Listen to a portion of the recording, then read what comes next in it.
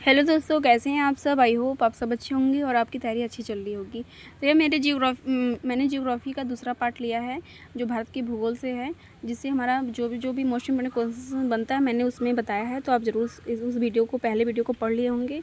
ये हमारा है दूसरा वीडियो जो कि भारत के भौगोलिक विभाजन के बारे में बताता है और हिमालय के बारे में भी इसमें है, जिससे हमारा पर्वत, झील आदि ये सब कवर हो जाएगा, जिससे हमारा जो हमारे एग्ज़ाम में क्वेश्चन पूछता है। तो आइए देखते हैं हमारा भारत के भौगोलिक विभाजन। तो पहले कितने भागों में बांटा हुआ है आपको ये पहले पता होना चाहिए, क्योंकि डायरेक्टली एग्जाम में क्वेश्चन पूछता है कि भारत के भौगोलिक क्षेत्र को कितने भागों में बांटा गया है। तो 6 भौगोलिक विभाजनों में विभाजित किया गया है। कौन कौन सा है? हिमालय, उत्तरी मैदान, प्रायद्वीपीय पठार, भारतीय मरुस्थल, तटीय मैदान और द्वीप समूह, जो हमारे अंडमान निकोबार द्वीप समूह, लक्षद्वीप, ये सब हैं उनको। और तटीय मैदान में जो हमारे तटीय मैदान है और भारतीय मरुस्थल में जो क्षेत्र आते हैं। प्रायद्वीपीय पठार कितने राज्यों में फैला हुआ है, इसमें कौन कौन से क्षेत्र आते हैं। और उत्तरी मैदान और हिमालय के जो क्षेत्र होते हैं, उत्तरी क्षेत्र, उनके बारे में मतलब 6 भागों में विभाजित किया गया है। और उनका नाम भी आप एक नज़र में पढ़ लेंगे और कुछ समझ लेंगे खुद से, तो आपको बिल्कुल भी याद हो जाएंगे। अब हम पढ़ लेते हैं पर्वत के बारे में। तो पर्वत एक ऐसी स्थलीय आकृतियाँ होती हैं जो आसपास की भूमि की तुलना में कहीं अधिक गुना ऊंची होती हैं। तो आप तो पर्वत जानते हैं, जैसे भूमि हमारा हो गया और एक भूमि से भी ज़्यादा ऊंचा हमारा क्या हो गया? पर्वत हो गया। ये हमारा भूमि है और ये हमारा पर्वत हो गया। और अधिक ढालेदार भी होते हैं, ये तो आपको कॉमन सेंस से पता है। अब पर्वतों के प्रकार से हमारा क्वेश्चन जरूर बनता है कि वलित पर्वत में, जैसे कि हिमालय के लिए पूछ देगा किस प्रकार का पर्वत है, या जो एवरेस्ट हमारा किस प्रकार का पर्वत है। तो ऐसे भी क्वेश्चन हमारा एग्जाम में पूछता है। तो वलित पर्वत कैसे होते हैं ये आपको पता होना चाहिए। तो वलित पर्वत तब बनते हैं जब विवर्तनिक प्लेटें आपस में टकराती हैं, जिससे पृथ्वी की भूपट्टी सिकुड़कर बेवलित हो जाती है। जैसे कि देखिए हमारा भूपट्टी है, हमारी भूपट्टी है, यहाँ पे कंपन हो रहा है। और जैसे कि पेपर, यदि हम एक कागज़ ले लें और उसको दोनों साइड से मोड़ें तो ऊपर क्या हो जाता है? उड़ जाता है ना। तो वैसे जो आपस में टकराती हैं तो जो बीच का जो भाग होता है वह ऊपर उड़ जाता है। तो वही किसका निर्माण ले लेते हैं? वलित पर्वत का निर्माण ले लेते हैं। तो इसमें हमारा आता है पहला नवीन वलित पर्वत। ये पर्वत उसमें होते हैं जो लाखों वर्ष पूर्व विवर्तनिक गतिविधियों के कारण बने रहते हैं। तो इसमें आप तो बिल्कुल भी रट लीजिएगा, जो हमारा हिमालय है वह नवीन वलित पर्वत। तो नवीन कभी कभी ऑप्शन में नहीं देता है तो वलित ही देता है। तो आपको हिमालय किस प्रकार का पर्वत है? वलित पर्वत। एंडीज जो कि दक्षिण अमेरिका में स्थित है, विश्व की सबसे लंबी पर्वत श्रृंखला। साथ में जो भी मिलता है आप बिल्कुल भी याद करते जाइए। तो विश्व की सबसे जो लंबी पर्वत श्रृंखला है कौन सी? हमारी एंडीज। कहाँ पे है? दक्षिण अमेरिका में स्थित है। आल्प्स जो कि यूरोप में है, रॉकीज उत्तरी अमेरिका में, एटलस अफ्रीका, काकेकस पर्वत। तो ये सारे पर्वत भी इंपॉर्टेंट है। और ये पर्वत किस प्रकार के पर्वत हैं ये भी आपको पता होना चाहिए, बिल्कुल भी रट लीजिएगा। तो ये सारे एक तरफ वलित पर्वत लिख के आप जो भी 6-7 पर्वत हैं उसके नाम लिख लीजिएगा और 2-3 दिन पढ़ते रहेंगे, आपको याद हो जाएगा। पुराने वलित पर्वत में पृथ्वी की भूपट्टी के प्राचीन समय से वर्णन करते हैं। तो अरावली हो गई, तो अरावली के लिए भी वलित ही पर्वत पूछता है, ज़्यादा नहीं। आपको उसके नवीन में और पुराने में ज़्यादा याद करने की ज़रूरत नहीं, बस आपको वलित के अंतर्गत याद कर लेंगे तो चलेगा। तो जो अरावली पर्वत जो हमारे राजस्थान में है, वो किस प्रकार की पर्वत है? वलित पर्वत है। जो यूराल है, ये एशिया और यूरोप के मध्य में है यूराल। ये भी पूछता है एग्जाम में कि एशिया और यूरोप के बीच कौन सा पर्वत स्थित है, विभाजित करने वाला पर्वत यूराल है। और अल्पेशियन हमारा कहाँ पे है? उत्तरी अमेरिका में है। अब हमारा पूछता है दूसरा भ्रमरोस्त पर्वत। इसमें क्या होता है? जब पृथ्वी की भूपट्टी के विशाल भाग ऊर्ध्वाधर विस्थापन के कारण टूटकर खिसक जाते हैं। जैसे उठा हुआ जो भाग है वो भी उसको मतलब कि भ्रमरोस्त के कारण, या मतलब कि टूट फूट के कारण वजह से दूसरा एक पर्वत और बन जाता है, उसे क्या बोलते हैं? भ्रमरोस्त पर्वत बोलते हैं। इसमें कौन कौन से पर्वत आते हैं हमारा? तो इसमें हमारा विंध्य और सतपुड़ा, ये भी आप याद रख लीजिएगा। विंध्य और सतपुड़ा, वोस गैस पर्वत जो फ्रांस में है, हाज पर्वत जो जर्मनी में, ग्रेट अफ्रीकन रिफ्ट वैली विश्व की सबसे लंबी रिफ्ट वैली। ये रख लीजिएगा कि अफ्रीकन रिफ्ट वैली जो है विश्व की सबसे लंबी रिफ्ट वैली। तो ये सब किस प्रकार के पर्वत हैं? भ्रमरोस्त पर्वत हैं। अब हमारा नेक्स्ट आ जाता है ज्वालामुखी पर्वत। ज्वालामुखी के निर्माण से किस पर्वत का निर्माण हुआ है? ये तो बिल्कुल भी रट लीजिएगा। तो ज्वालामुखी कब आती है? जैसे जब पृथ्वी के मेटल से मैग्मा सतह से उठकर विस्फोटित होते हैं, तो उसमें क्या होता है? लावा प्रभार होता है और संचय से ज्वालामुखी पर्वत का निर्माण होता है। जो लावा बाहर निकलते हैं और जम जाते हैं और धीरे धीरे ज्वालामुखी के निर्माण से ही निकलते निकलते वो क्या हो जाते हैं? कठोर पर्वत का निर्माण कर लेते हैं। तो माउंट स्ट्रोम्बोली जो कि भूमध्य सागर का दीप स्तंभ कहा जाता है, बिल्कुल भी रट लीजिएगा, मोस्ट इंपॉर्टेंट है माउंट स्ट्रोम्बोली। माउंट कोटोपैक्सी जो कि इक्वाडोर में है, फुजियामा जापान में, बैरम नारकोंडम, ये आपको याद रख लेना है कि अंडमान और द्वीप समूह में है। ओजोस डेल सलाडो जो विश्व की सबसे ऊंचा सक्रिय ज्वालामुखी है। ज्वालामुखी का भी मैंने एक वीडियो डाला है जिसमें सक्रिय ज्वालामुखी, निष्क्रिय ज्वालामुखी और ये सब के ज्वालामुखी के बारे में है, तो बिल्कुल भी आप याद कर लेंगे। और चिली अर्जेंटीना सीमा पर क्या है हमारा ओजोस डेल सलाडो जो है चिली अर्जेंटीना सीमा पर है। जो माउंट किलिमंजारो है वो अफ्रीका में है। तो माउंट किलिमंजारो डायरेक्ट एग्जाम में क्वेश्चन पूछता है कि माउंट किलिमंजारो या माउंट कोटोपैक्सी, बैरन द्वीप, नारकोंडम, ये सब एग्जाम में बहुत बार क्वेश्चन पूछ चुका है, तो आपको याद होना चाहिए। हमारा अब नेक्स्ट है हिमालय। तो हिमालय अभी मैंने ऊपर बताया कि किस प्रकार का पर्वत है, तो नवीन वलित पर्वत में से है। तो ये हिमालय के लिए आप बिल्कुल भी रख लीजिएगा। और जिसका निर्माण टेक्टोनिक गतिविधियों के परिणाम स्वरूप हुआ है, जो मुख्यतः अवसादी शैलों से। ए पॉइंट आप अवसादी शैलों से, ये पॉइंट आप बिल्कुल भी याद कर लीजिएगा। अब हम देख लेते हैं कि हिमालय का निर्माण कैसे हुआ। तो हिमालय का जो निर्माण है वह इंडो ऑस्ट्रेलिया टेक्टोनिक प्लेट और यूरेशियाई प्लेटों के द्वारा आपस में टकराने से हुई है। तो इंडो ऑस्ट्रेलियाई टेक्टोनिक प्लेट और यूरेशियाई जो हमारा टेक्टोनिक प्लेट आपस में टकराई हैं, इसके कारण। तो ये भी पॉइंट आप याद कर लीजिएगा, क्योंकि एग्जाम में कुछ भी पूछ सकता है। और तेथिस सागर तो बिल्कुल भी याद कर लीजिएगा, तो कि हिमालय निर्माण किससे हुआ, तेथिस सागर से भी हुआ है। ये भी क्वेश्चन बहुत बार पूछा हुआ है। अब हिमालय की विभिन्न पर्वत श्रृंखलाओं के बारे में देख लेते हैं। तो हिमालय कुछ कितने भागों में बांटा गया है पर्वत श्रृंखला में, तो 4 भागों में बांटा गया है। तो एक हमारा ट्रांस हिमालय, ये आपको रट लेना है बिल्कुल भी। ट्रांस हिमालय में कौन कौन सी पर्वत श्रृंखला आती हैं, ये आपको याद रखना है। तो ट्रांस हिमालय या महान हिमालय के उत्तर में स्थित है। जैसे ऐसे है तो ये महान हिमालय हो गया, तो ये क्या है हमारा ट्रांस हिमालय है। तो ये पॉइंट आपको याद होना चाहिए। अब हम देख लेते हैं उसकी औसत ऊंचाई। तो एग्जाम में ज़्यादा नहीं पूछता है, लेकिन अब मोस्ट इंपॉर्टेंट ये बन जाता है हमारा कि जो डायरेक्ट एग्जाम में क्वेश्चन पूछता है, जो काराकोरम पर्वत श्रृंखला है वह किस हिमालय का पार्ट है, तो ट्रांस हिमालय, ये आप बिल्कुल भी रट लीजिएगा। तो जो हमारा काराकोरम पर्वत श्रृंखला है वह ट्रांस हिमालय के क्षेत्र में आता है। यह भारत की अफगानिस्तान, चीन के साथ सीमा साझा करती है। देखिए ये मोस्ट इंपॉर्टेंट क्वेश्चन है कि जो काराकोरम पर्वत श्रृंखला है भारत की अफगानिस्तान और चीन के साथ भी सीमा साझा करती है। इस श्रृंखला की सबसे ऊंची चोटी कौन सी, केटू। देखिए क से काराकोरम, क से केटू, जिसे माउंट गार्डविन भी कहा जाता है और जिसकी ऊंचाई 8600 मीटर है। यह विश्व की दूसरी सबसे ऊंची चोटी है। ये आप बिल्कुल भी रख लीजिएगा। इसमें ऐसा कोई भी पॉइंट नहीं है जो एग्जाम में ना पूछा हुआ। इसकी दूसरी सबसे चोटी ये भी पूछा हुआ है, कितनी ऊंचाई है इसकी, माउंट गार्डविन ऑस्टिन की 8611 मीटर। और इससे किस और नाम से जाना जाता है, केटू। किस पर्वत श्रृंखला का भाग है, तो काराकोरम पर्वत श्रृंखला का भाग है जो केटू। सबसे ऊंची चोटी कौन सी है, केटू। तो किस काराकोरम पर्वत श्रृंखला किस पर्वत का भाग है, तो ट्रांस हिमालय पर्वत का भाग है। ये आपको बिल्कुल भी याद होना चाहिए। और ये कौन सा क्रम है, उत्तर से दक्षिण। मतलब कि यदि मैं देखूंगी कि यहाँ पे क्या है हमारा ट्रांस हिमालय है ऐसे, तो यहाँ से उत्तर से ले लेंगे, फिर उसके बाद दक्षिण से, मतलब उत्तर से नीचे से ऊपर की तरफ आएंगे, क्योंकि एग्जाम में कभी भी क्रम लगाने के लिए भी पूछ देता है। उसके बाद दूसरे नंबर पर आता है हमारा लद्दाख पर्वत श्रृंखला। तो लद्दाख हमारा यह सबसे तीव्र ढलान वाली पाई जाती है। श्योक नदी, सिंधु नदी सहायक काराकोरम और लद्दाख पर्वत श्रृंखलाओं के बीच प्रभावित होती है। ये हमारा मोस्ट इंपॉर्टेंट क्वेश्चंस बन जाता है। जो श्योक नदी है, जो सिंधु नदी की सहायक नदी है, कौन सी, श्योक नदी, जो कि काराकोरम और लद्दाख पर्वत के बीच में होकर बहती है और उनको समझ लीजिए कि अलग भी करती है। अब जास्कर पर्वत श्रृंखला आ जाती है, जो कि मोस्ट इंपॉर्टेंट है जास्कर। तो जास्कर पर्वत श्रृंखला या इसकी सबसे ऊंची चोटी कौन सी है, कामेत चोटी है। कौन सी, कामेत चोटी। ये बिल्कुल भी याद होना चाहिए, बहुत एग्जाम में पूछ चुका है। जो सिंधु नदी है लद्दाख और जास्कर पर्वत श्रृंखलाओं के बीच प्रभावित होती है। सिंधु नदी लद्दाख और जास्कर पर्वत श्रृंखला के बीच प्रभावित होती है। अब आ जाता है महान हिमालय, जिसे ग्रेटर हिमालय, महान मतलब ग्रेट, महान का इंग्लिश वर्ड ग्रेट ही होता है, तो ग्रेटर हिमालय, इसके बारे में देख लेते हैं। तो जो ग्रेटर हिमालय है इसे हिमाद्री या आंतरिक हिमालय भी कहा जाता है। किसे, लेकिन हिमाद्री एग्जाम में ज़्यादा पूछता है जितना कि आंतरिक हिमालय नहीं। तो जो महान हिमालय है, ग्रेटर हिमालय, हिमाद्री, इसे हिमाद्री से भी कहते हैं। और इसका निर्माण असमित वलन के कारण हुआ। ये आप रख लीजिएगा, असममित, क्योंकि क्वेश्चन को हार्ड बनाना होता है तो इस टाइप से ही क्वेश्चन पूछता है।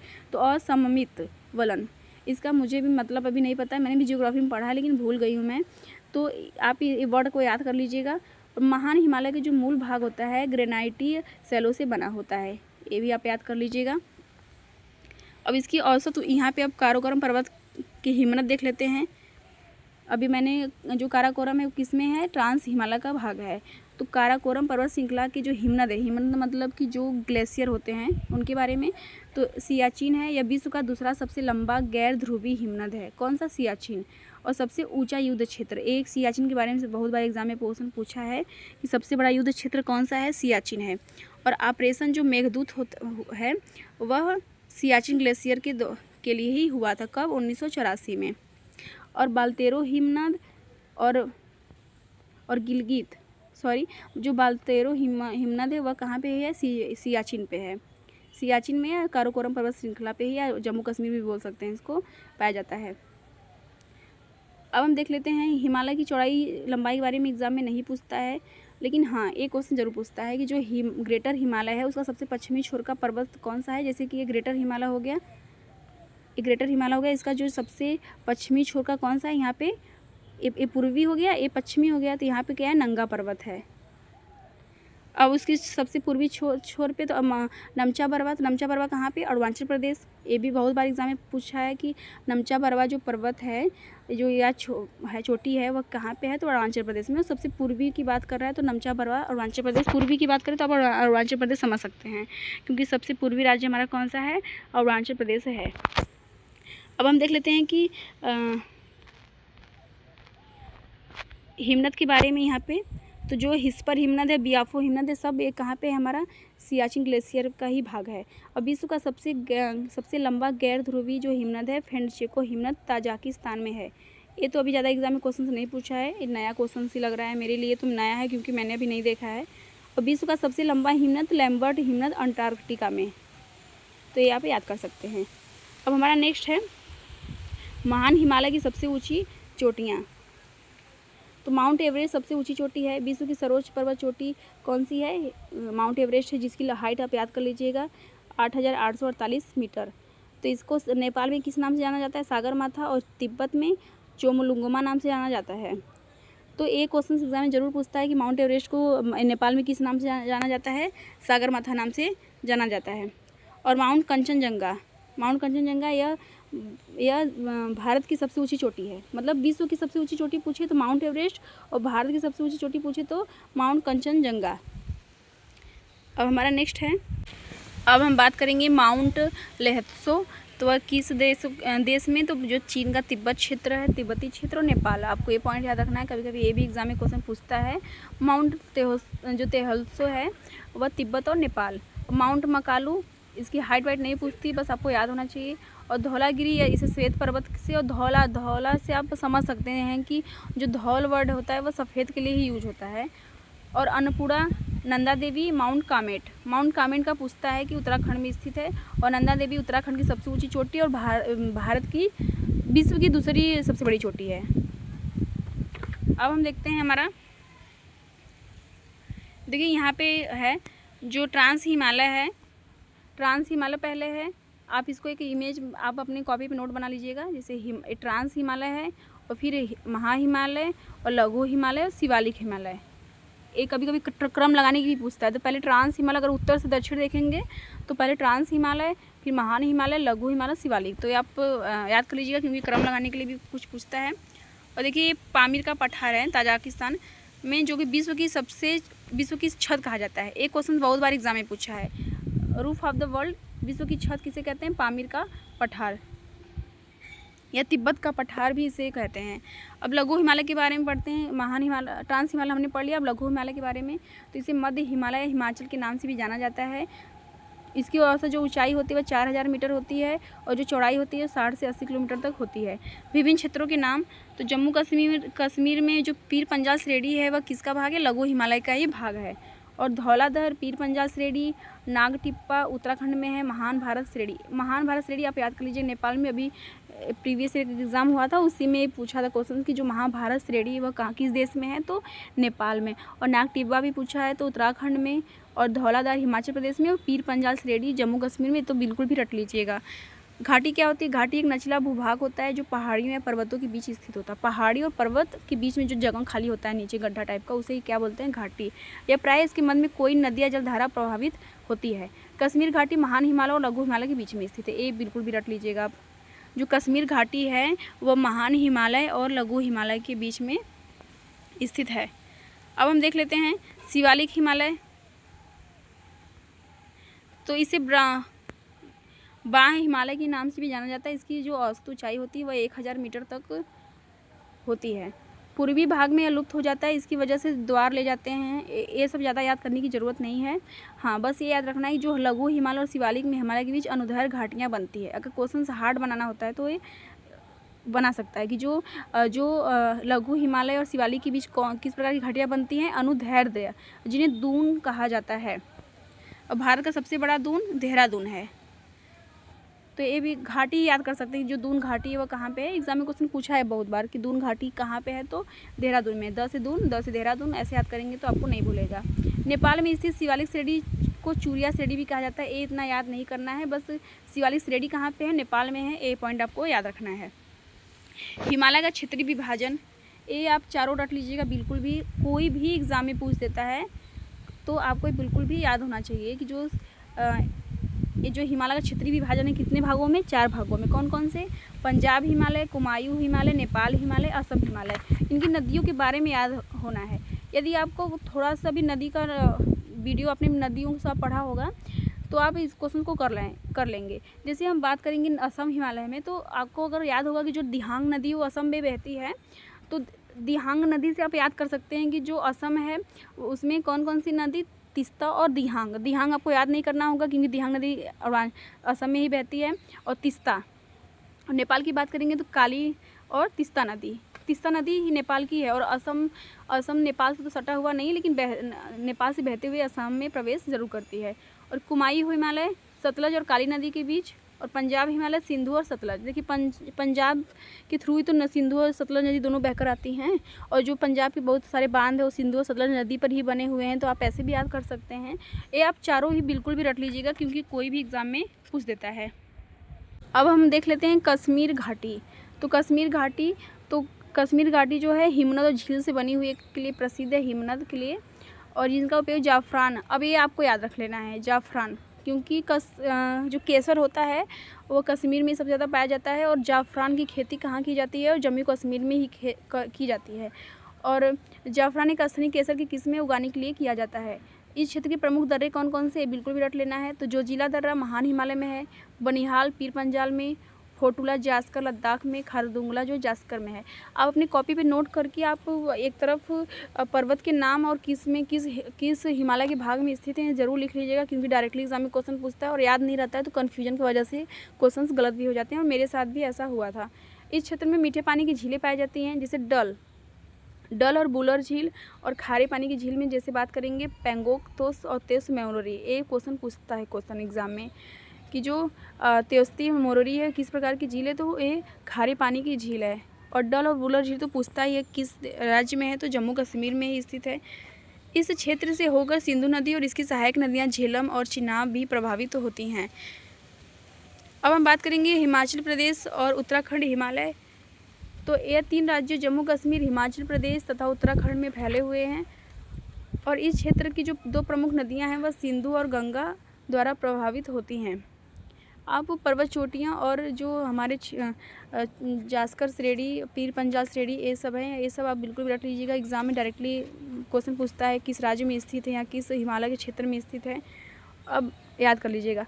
अब हम बात करेंगे भोटिया जनजाति। तो यह कहाँ से, मुख्य रूप से महान हिमालय की श्रेणी की घाटियों में निवास करती है। भोटिया जनजाति कहाँ पाई जाती है, उसमें किस प्रकार की प्रवासी निवास करते हैं, तो आपको ये याद रखना है। तो जो बुग्याल है वह पहाड़ों में ग्रीष्मकालीन घास भूमि है। बुग्याल के बारे में पूछता है, जैसे दून घाटी था जो हमारा देहरादून में, तो वैसे ही पूछता है। अब महत्वपूर्ण पहाड़ी स्थल देख लेते हैं। तो धर्मशाला जो है हमारा हिमाचल प्रदेश में है। धर्मशाला हमारे हिमाचल प्रदेश में, धर्मशाला के बारे में 1-2 बार पूछा है क्वेश्चन। धर्मशाला जो पहाड़ी क्षेत्र है वो कहाँ पे है, तो हिमाचल प्रदेश। मसूरी आप सुना होगा आपने, उत्तराखंड। और शिमला तो शिमला में ही स्थित है। अब दार्जिलिंग और सिक्किम हिमालय के बारे में देख लेते हैं। भारत की सबसे ऊंची चोटी माउंट कंचनजंगा का घर है। लेपचा भूटिया जनजाति इसी क्षेत्र में रहने वाले क्षेत्रों में पाई जाती हैं। अब हम देख लेते हैं अरुणाचल हिमालय। तो पूर्वी हिमालय, आप जानते हैं अरुणाचल प्रदेश पूर्वी हिमालय की पूर्वी सीमा है। महत्वपूर्ण शिखर कौन सा? नामचा बरवा आप रट लेंगे, कांगटो भूल जाएंगे फिर भी चलेगा, लेकिन नामचा बरवा अरुणाचल प्रदेश आप बिल्कुल भी याद कर लीजिएगा। और प्रमुख नदियों में आपको सुबनसिरी, दिबांग, कामेंग, ये तीनों याद रखना होगा, क्योंकि डायरेक्ट एग्जाम में पूछ देती सुबनसिरी किस राज्य में बहती है या किस राज्य से संबंधित है, तो अरुणाचल प्रदेश। कौन कौन सी नदी? कामेंग, सुबनसिरी, दिबांग। मोनपा, अबोर, मिसमी, नीसी और नागा पश्चिम से पूर्व तक की प्रसिद्ध जनजातियाँ हैं। मोनपा बिल्कुल भी याद रख लीजिएगा, अबोर, मिसमी, नागा, ये बिल्कुल भी याद कर लीजिएगा। झूमिंग कृषि का अभ्यास अधिकांश जनजातियाँ करती हैं, जिसे काटो और जलाओ स्थानिक कृषि से जानते हैं। झूम कृषि आप जानते हैं किसे कहते हैं? झूम कृषि जो जंगलों आदि पेड़ों को काट कर वहाँ पे खेती 2-3 साल तक की जाती है, उसके बाद वो कहीं और स्थानांतरित हो जाते हैं। इसलिए भारत में झूम कृषि को स्थानांतरित कृषि भी की जाती है, क्योंकि यहाँ पे 2-3 साल तक ही ये कृषि पेड़ों को काट कर करते हैं। जब उसकी उर्वरता खत्म हो जाती है तो कहीं और जाकर पेड़ पौधे काट कर वो खेती करना शुरू कर देते हैं। अब हमारा इसमें हो गया पूर्वांचल पहाड़ियाँ। पूर्वांचल पहाड़ी में आपको सिर्फ ये याद रखना है कि जो पटकाई नागा पहाड़ी, देखिए पूरब में ही तो अरुणाचल प्रदेश, मिजोरम, मणिपुर ये तो हैं, तो उनमें जो भी पहाड़ियाँ आएंगी वो क्या होंगी? पूर्वांचल की पहाड़ियाँ होंगी। तो पटकाई पहाड़ी, नागा पहाड़ी, मणिपुर पहाड़ियाँ, मिसो लुसाई पहाड़ियाँ मणिपुर मिजोरम में, ये नहीं इम्पोर्टेंट है इसमें। हाँ, मणिपुर और मिजोरम जिसे मालोसेंस बेसिन भी कहा जाता है, ये याद कर लीजिएगा, क्योंकि क्वेश्चन कैसे भी बन सकता है। और ये जिस भी टीचर की बुक है बहुत अच्छे से पढ़ाया है इन्होंने और बहुत डिटेल में है, तो सब क्वेश्चन जानना ज़रूरी है। मोलासेस बेसिन किस राज्यों से मिलकर बना होता है? मणिपुर और मिजोरम। और इसमें एक बराक नदी बहती है, बराक नदी के बारे में मैंने नदी का उद्गम स्थल भी पढ़ाया, उसमें है। अब आ जाता है हमारा सबसे मोस्ट इम्पॉर्टेंट क्वेश्चन इस टॉपिक का, नहीं इस पेज का। तो जो मणिपुर राज्य है, विश्व की एकमात्र तैरती हुई झील कौन सी? लोकटक झील है। विश्व की एकमात्र झील तैरती झील की बात करेंगे, लोकटक झील किस राज्य में? मणिपुर, ये आप याद कर लीजिएगा। और यहाँ पे केम्बुल लामजाओ राष्ट्रीय उद्यान कहाँ स्थित है? जो विश्व का एकमात्र तैरता हुआ राष्ट्रीय उद्यान है, ये भी हमारा कहाँ पे है? मणिपुर में ही स्थित है। ये दोनों बिल्कुल भी रट लीजिएगा, और रटने के बाद अब देखिएगा आपको एग्जाम में डेफिनेटली मिलेगा। अब हम बात करेंगे पर्वतीय दर्रा। तो दर्रा आपने सुना होगा, जैसे एक पर्वत खत्म होती है फिर एक रास्ता होता, मार्ग हो जाता है जो दूसरी पर्वत श्रृंखला पे पहुंच सकते हैं, तो उसे क्या बोलते हैं? पर्वतीय दर्रा बोलते हैं। अब हम देख लेते हैं काराकोरम दर्रा, बिल्कुल भी रटते जाइएगा, लिखते जाइएगा। जो काराकोरम दर्रा है वह भारत और चीन, तो डायरेक्टली एग्जाम में क्वेश्चन पूछता है, देखने को मिलता है। तो जो काराकोरम दर्रा होता है वह हमारा भारत और चीन को जोड़ने वाला सर्वोच्च दर्रा है, भारत और चीन। जो पीर पंजाल दर्रा है और बनिहाल दर्रा है, जम्मू कश्मीर को श्रीनगर, ये बिल्कुल भी रट लीजिएगा। जो पीर पंजाल दर्रा है और बनिहाल दर्रा है ये जम्मू को कश्मीर से जोड़ते हैं। और जो बुर्जिल दर्रा है वह श्रीनगर और गिलगित के बीच स्थित है। और जोजिला दर्रा यह कश्मीर के श्रीनगर को लेह लद्दाख से जोड़ता है। और उमलिंगला जो ये दुनिया की सबसे ऊंची मोटर योग सड़क है, प्रोजेक्ट हिमांक के तहत निर्मित है, जो लद्दाख में स्थित है, ये आप याद कर लीजिएगा। उमलिंगला दर्रा यह दुनिया की सबसे ऊंची मोटर योग सड़क, तो जो भी कुछ पहला बनता है और करंट में थोड़ा बनता है 1-2 साल पहले, तो ये सब हमारे लिए क्वेश्चन इंपॉर्टेंट होते हैं। अब हम देख लेते हैं, देखिए यहाँ पे इमेज के थ्रू भी बताया गया है कि जो अघिल पास कहाँ पे है और पेंसी दर्रा कहाँ है, चांगला दर्रा कहाँ है। दर्रा का मैं एक इमेज के द्वारा शॉर्ट वीडियो में आपको अपलोड कर दूँगी, आप स्क्रीनशॉट भी ले सकते हैं, अपने पेज पर अपने नोट्स पे बना भी सकते हैं। अब देख लेते हैं हिमाचल प्रदेश। तो जो शिवकला दर्रा है हिमाचल प्रदेश से क्वेश्चन पूछता है। शिवकला दर्रा बहुत बार एग्जाम में क्वेश्चन पूछ चुका है। जो शिवकला दर्रा है हमारा हिमाचल प्रदेश के किन्नौर जिलों को तिब्बत चीन से जोड़ता है। आपको सिर्फ याद करना है जो शिवकिला दर्रा है वो हिमाचल प्रदेश में है और तिब्बत को चीन से जोड़ता है। और सतलुज नदी इसी दर्रे के माध्यम से भारत में प्रवेश करती है, ये इंपॉर्टेंट है। जैसे क्वेश्चन पूछेगा कि सतलुज जो नदी है वो तो भारत की नदी तो है नहीं, वो तो तिब्बत से निकल कर बहती है, तो वह किस दर्रे से होकर भारत में प्रवेश करती है? शिवकिला दर्रा जो कि हिमाचल प्रदेश में है, वहाँ से प्रवेश करके भारत में प्रवेश करती है। और रोहतांग दर्रा के बारे में तो यह भी हिमाचल प्रदेश के कुल्लू घाटी को लाहौल स्पीति घाटियों से जोड़ता है। रोहतांग दर्रे की अटल सुरंग, ये आपको याद करना है। अटल सुरंग करंट में भी था, तो अटल सुरंग किस दर्रे के बीच में है? रोहतांग दर्रे के नीचे है, ये आपको याद करना है। अब बारालाचा दर्रा या जास्का श्रेणी को पार करके लाहौल और लेह को जोड़ता है। तो आपको सिर्फ ये याद करना है कि जो बारालाचा दर्रा है वह हिमाचल प्रदेश में है, रोहतांग दर्रा, शिवकिला दर्रा, बारालाचा दर्रा, तीनों कहाँ पे? हमारे हिमाचल प्रदेश में है। और ये जास्का श्रेणी का कौन सा?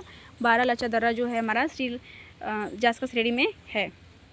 देखिए यहाँ पे है, ये हिमाचल प्रदेश का क्षेत्र है। यहाँ पे कौन कौन सा, रोहतांग दर्रा, बारालाचा, सीपी किला और देवास पास। अब हमारा नेक्स्ट है हिमाचल प्रदेश के बाद हम उत्तराखंड को देख लेते हैं। तो उत्तराखंड में यह माना, नीति, लिपू, आप तीनों रट लीजिएगा, क्योंकि तीनों कभी कभी साथ भी लिखकर पूछ देता है ना, तो कभी लिपू लेख पूछ देगा, कभी नीति दर्रा, कभी माना दर्रा। तो ये तीनों ही रट लीजिएगा, बिल्कुल मोस्ट इंपॉर्टेंट है। तो जो माना दर्रा है यार, माना को तिब्बत से जोड़ता है। माना किसका क्षेत्र है, उत्तराखंड का क्षेत्र है। और नीति दर्रा जो है उत्तराखंड और तिब्बत को जोड़ता है। जोड़ने का ज़्यादा तो नहीं एग्जाम में पूछता है, जो उत्तराखंड के 2 दर्रे हैं, लेकिन ये किस राज्य में है, इनसे जरूर ज़्यादा क्वेश्चन पूछता है। तो जो लिपू लेख दर्रा है यह तिब्बत नेपाल के बीच स्थित है। हाँ, ये लिपू लेख दर्रा इसलिए इंपॉर्टेंट बन जाता है क्योंकि त्रिकोणी जंक्शन के रूप में भी कार्य करता है, त्रिकोणी जंक्शन के रूप में। तो क्वेश्चन ऐसे बन सकता है कि निम्नलिखित में से कौन सा जो दर्रा है वह त्रिकोणी जंक्शन के रूप में कार्य करता है। तो लिपू लेख दर्रा जो कि उत्तराखंड में स्थित है। और मुलिंगा दर्रा जो है, इसको भी याद कर लीजिएगा, यह मौसमी दर्रा है जो सर्दियों के दौरान उत्तराखंड और तिब्बत को जोड़ता है। अब हमारे सिक्किम के दर्रा, सिक्किम के कौन कौन से प्रमुख दर्रे हैं, तो सिक्किम, नाथुला और जेपला, दोनों रट लीजिएगा, बिल्कुल भी याद होने चाहिए। नाथुला और जेपला जो हमारा सिक्किम में है। और अरुणाचल प्रदेश का देख लेते हैं। तो बोमडीला भी इम्पॉर्टेंट है, दिहांग भी इम्पॉर्टेंट है, बुमिला दर्रा भी, चारों इम्पॉर्टेंट है। लिख कर याद कर लीजिएगा, क्योंकि कोई भी पूछ देता है। तो जो बोमडीला दर्रा है यह अरुणाचल प्रदेश को लहासा तिब्बत से जोड़ता है। और दिहांग दर्रा अरुणाचल प्रदेश और म्यांमार के राज्यों को जोड़ता है। और जो पांगसो दर्रा है वह अरुणाचल प्रदेश और म्यांमार को जोड़ता है, क्योंकि अरुणाचल प्रदेश म्यांमार से तो सटा हुआ है, इसलिए जो दर्रा दीफू दर्रा तो बिल्कुल भी रट लीजिएगा। जो दीफू दर्रा है अरुणाचल प्रदेश में स्थित है और म्यांमार की सीमा से लगा हुआ है। यह भारत, म्यांमार और चीन की त्रिकोणी के करीब है, ये याद कर लीजिएगा। दीफू दर्रा मोस्ट इंपॉर्टेंट है क्योंकि यह भारत, म्यांमार और चीन की त्रिकोणी के करीब है। थोड़ा फास्ट बोलती हूँ क्योंकि टाइम नहीं रहता है, तो इसलिए थोड़ा जल्दी जल्दी बोलना पड़ता है। यांग्याप दर्रा जो है वह दर्रा है जो ब्रह्मपुत्र नदी भारत में प्रवेश करती है, बिल्कुल भी रट लीजिएगा, मोस्ट इम्पॉर्टेंट है। अब हमारे कुछ महत्वपूर्ण शिखर, पर्वत शिखर। तो जो माउंट जोपुनो है वह सिक्किम में है। और गोरिचियन शिखर जो हमारा अरुणाचल प्रदेश में। और सारामती मोस्ट इंपॉर्टेंट है, बिल्कुल भी रट लीजिएगा। नागालैंड का सबसे ऊंचा जो शिखर कौन सा है, सारामती। और कांगटू अरुणाचल प्रदेश का सबसे ऊंचा शिखर, ये भी याद कर लीजिएगा। थर्डार लॉन्ग त्रिपुरा का। और फोंगपुई जिसे ब्लू माउंटेन भी कहा जाता है, जो मिजोरम में स्थित है। मिजोरम का सबसे ऊंचा शिखर है कौन सा, फोंगपुई, जिसे ब्लू माउंटेन के नाम से भी जाना जाता है, फोंगपुई। तो ये आप याद कर लीजिएगा।